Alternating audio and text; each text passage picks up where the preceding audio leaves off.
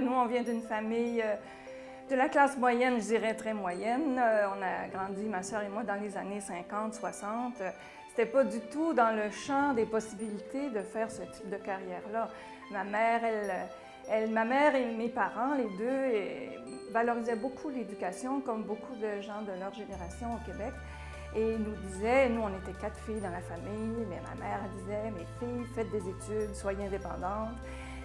Mais elle rêvait pour nous de métiers traditionnellement féminins, une enseignante, une infirmière, secrétaire, etc. Et je pense que jamais elle aurait pu imaginer, mes parents n'auraient jamais pu imaginer que Louise allait faire cette carrière-là. Je pense que ce dont on va se souvenir le plus de Louise Fréchette, c'est le fait qu'elle ait été la première, pas la première femme, la première sous-secrétaire générale des Nations Unies. C'est un poste que Kofi Annan a créé quand lui est devenu secrétaire général. Il la connaissait parce qu'elle était juste avant ce qu'on appelle la représentante permanente, l'ambassadrice du Canada auprès des Nations Unies. Et Kofi Annan, il y avait beaucoup de choix. Il y avait tous les ambassadeurs de tous les pays aux Nations Unies. Et je pense qu'il savait exactement ce qu'il voulait aller chercher. Quand j'ai reçu son appel, j'ai été ravie, justement parce que il était temps que je quitte le ministère de la Défense. C'était un nouveau chapitre qui s'ouvrait. Puis je ne savais pas trop ce que j'allais vouloir faire après ça. Donc, quand il m'a téléphoné, j'avais adoré mes 3 ans comme ambassadeur aux Nations Unies. Tout de suite, je me suis dit, oui, ça peut m'intéresser. Le premier appel, c'est pas... Il ne m'a pas dit, je t'appelle pour t'offrir le poste, je t'appelle pour savoir si tu es prêt à ce que je mette ton nom sur ma courte liste de noms. J'ai dit, oui, je suis très, très intéressée. Et quand je l'ai revu, 5 ou 6 semaines après, là, il m'a dit, écoute, il n'y a qu'un nom sur ma liste, c'est toi, est-ce que tu veux le poste?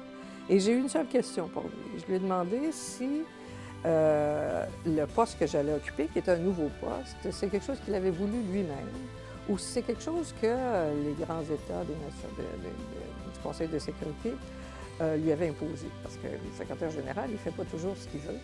Et il m'a dit, non, je sais que c'est un poste que moi, je veux. Et je me suis dit, bien, très bien, s'il veut ce poste-là, ça va marcher. Alors, je suis allée un peu à l'aveuglette. Je ne savais pas les contours des responsabilités de ce poste-là étaient très vagues quand je suis arrivée. Mais pour moi, c'était pas très important. Je savais qu'il souhaitait m'avoir à ses côtés. Et j'étais persuadée qu'on allait trouver une façon de travailler ensemble. Et ça a été le cas. Ça a été très productif pendant 8 ans. Oui, vous savez, on a travaillé, en fait, bon, je l'ai rencontrée quand moi j'arrivais aux Nations Unies, je ne connaissais pas du tout. Elle avait fait beaucoup de travail au niveau bilatéral.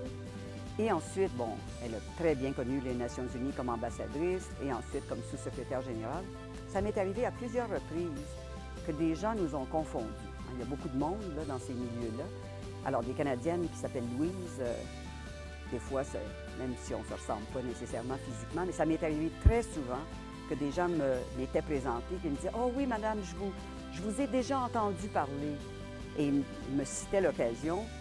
Je savais que j'étais pas là, je me disais « Je suis sûre que ça doit être Louise Fréchette. » Au début, je leur disais « Non, vous faites erreur, je pense que vous pensez à madame Fréchette. » Mais après, j'ai décidé qu'étant donné qu'ils étaient toujours très éblouis par le souvenir de l'avoir connue, je leur ai dit « oui, je suis contente que vous ayez aimé mon petit discours à cette époque-là. » Alors, je ne me gêne pas du tout à prendre tout le crédit qui devrait lui revenir. J'espère qu'elle fait la même chose si ça lui arrive, mais on a été interchangeables, je pense, à quelques reprises. Le fait d'être une femme dans ma carrière, honnêtement, ça ne m'a pas nui, pas du tout.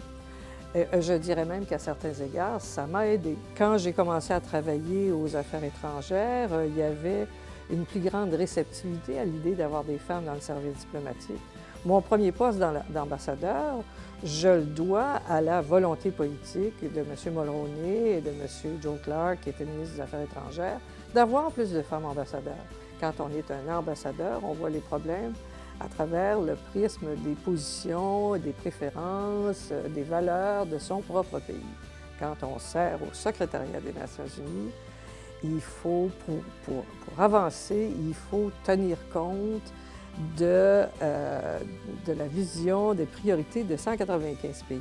Au plan personnel, j'ai retenu qu'il fallait être soi-même, qu'il fallait être fidèle à soi-même. On est relié aux êtres humains de partout de la planète et que si on se donne la peine de les connaître un peu, on va se rendre compte qu'on a tellement plus en commun que ce qui nous sépare. Des gens qui ont des religions différentes, qui ont des traditions différentes, qui ont une histoire différente. Malgré ça, il y a un fond d'humanité qui nous relie.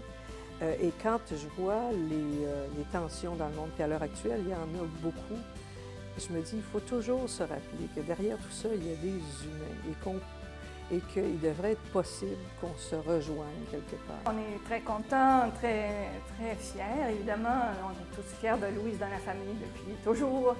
Mais aussi, je pense qu'on est particulièrement heureux qu'elle reçoive ce prix à Montréal parce qu'elle a mené beaucoup sa carrière à l'étranger. Puis d'avoir une reconnaissance chez soi, ça a une signification particulière.